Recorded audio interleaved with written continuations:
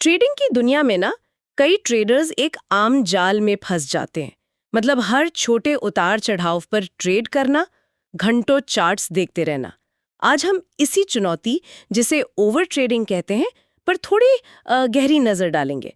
हमारे पास over trading, पहचान, नुकसान और समाधान से कुछ अंश है, और हमारा मिशन है इसके जरूरी पहलुओं को समझना। बिल्कुल।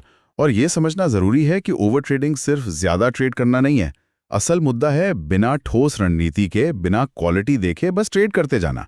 जैसे बाजार खुला है तो कुछ ना कुछ करना ही है। हाँ, या हर छोटे मूवमेंट से पैसा बनाने की कोशिश करना।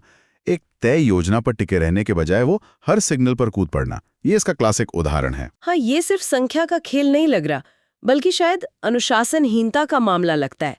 पर लोग ऐसा करते क्यों हैं? मतलब सोच भावनाओं पर काफी जोर देता है। सही कहा आपने।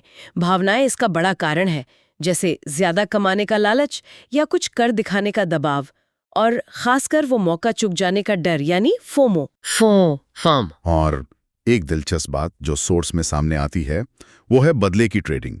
मतलब पिछले नुकसान की भरपाई करने की एक जबरदस्त इच्छा। ये सब मिलकर एक तरह का मनोवैज्ञानिक डोपामिन लूप बना देता है, जहां छोटे छोटे मुनाफे या सिर्फ ट्रेड करने का रोमांच ही आप समझे एक लत बन जाता है। और सोर्स ये भी बताता है कि कभी-कभी ये आत्मविश्वास की अधिकता से भी होता है, खासकर अनुभवी ट्रेडर्स में, न कि सिर्फ डर या लालच से। ये तो दिलचस्प है, लेकिन इसके असली नुकसान क्या हैं? क्या ये सिर्फ ब्रोकरेज तक ही सीमित है या उससे कहीं ज्यादा? नहीं नहीं, बहुत ज्यादा। ब्रोकरेज और टैक्स तो है ही, वो तो लगते ही है हर ट्रेड पर असली चोट वो गहरी है। लगातार फैसले लेने से ना दिमाग थकता है, जिसे डिसीजन फटीग कहते हैं, और इससे फिर गलतियों की संभावना बढ़ जाती है। अच्छा। ज्यादा ट्रेड मतलब अक्सर कमजोर सेटअप वाले ट्रेड्स लेना, तो उससे सटीकता घटती है, और सबसे भयानक नतीजा बड़ी पूंजी का सफाया, मतलब कैपिटल खत्म हो जाना। सोर्स का एक आंकड़ा तो चौंकाने वाला है।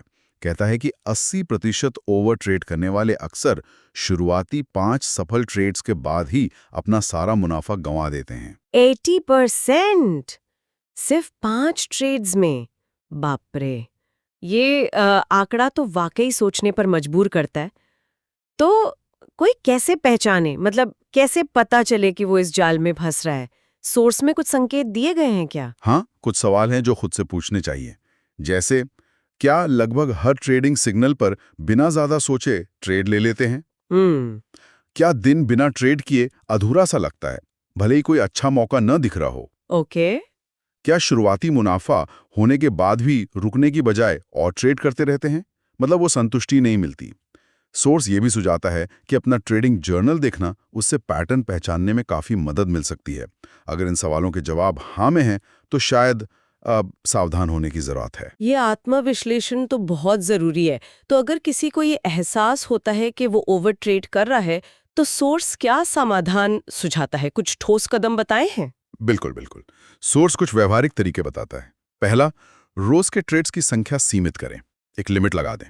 जैसे तय कर लें कि दिन में मान लीजिए 3 से ज्यादा ट्रेड नहीं करेंगे या 2 से ज्यादा नहीं करेंगे, जो भी आपकी रणनीति के हिसाब से हो। जी। दूसरा, सिर्फ उन्हीं ट्रेड्स में पैसा लगाएं जिनके पीछे कोई ठोस वजह हो, आपका विश्लेषण हो, सिर्फ अंदाजे पर नहीं। ठीक है। तीसरा, एक ट्रेडिंग जर्नल ईमानदारी से मेंटेन करें। हर ट्रेड का कारण, नतीजा और क्या सीखा वो लिखें। जर्नल तो जरूरी है। हाँ। चौथा, वॉक अवे तकनीक अपनाएं। इसका मतलब है दिन का लक्ष्य पूरा होते ही या तय नुकसान होने पर ट्रेडिंग बंद कर दें। स्क्रीन से हट जाएं, बस। ओके, स्क्रीन बंद। हाँ। और पांचवा, दिमाग को शांत रखने के लिए ध्यान या माइंडफुलनेस जैसी तकनीकों का अभ्यास करें, ताकि भावनाओं में बहकर फैसले ना लें। तो कुल मिलाकर बात यह है कि ओवर ट्रेडिंग एक गंभीर समस्या है जो मुनाफे को खा जाती है।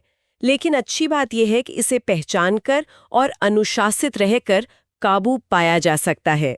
जैसा कि सोर्स कहता है, ट्रेड्स की गुणवत्ता मायने रखती है, उनकी गिनती नहीं। एकदम सही। और वो चेतावनी याद रखने लायक है जो सोर्स में कहीं लिखी थी, बाजार कल भी यहीं रहेगा, लेकिन अगर आप आज ओवर ट्रेड करते हैं तो शायद आपकी पूंजी कल ना रहे। संयम ही असम में सफलता की कुंजी है। उम्मीद है ये जानकारी हमारे सुनने वालों को, जो ट्रेडर्स हैं, अपनी रणनीति को और पैना करने में मदद करेगी। बिल्कुल। और जाते जाते एक सवाल सोचने के लिए छोड़ जाते हैं, क्या ट्रेडिंग में सफलता का रास्ता कभी-कभी जानबूझकर कम ट्रेड करने से होकर गुजरता है? क्या कम ही असल में ज्यादा है? इस पर विचार जरूर कीजिएगा।